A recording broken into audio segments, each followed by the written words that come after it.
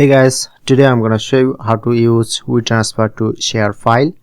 So simply open your any browser. Now I'm opening my Chrome browser. Go to search option, search at WeTransfer. Okay, and click on this,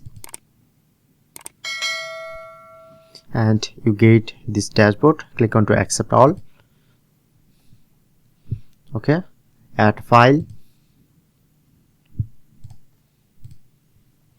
or if you want to add more, so click on to limit 2 GB and enter your email to write message,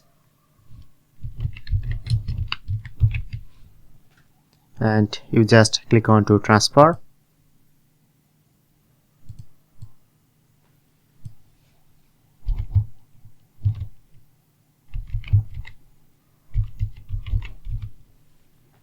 And click on to transfer. Okay, you get the verification code in your email. So now I'm check my Gmail. So look here, now I'm get verification code.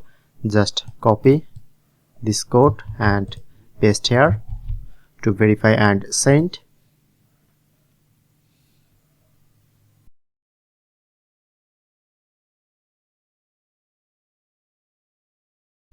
Okay, now send on. So if you want to copy link, click on to copy link or download. So that's it, that's how you can do it.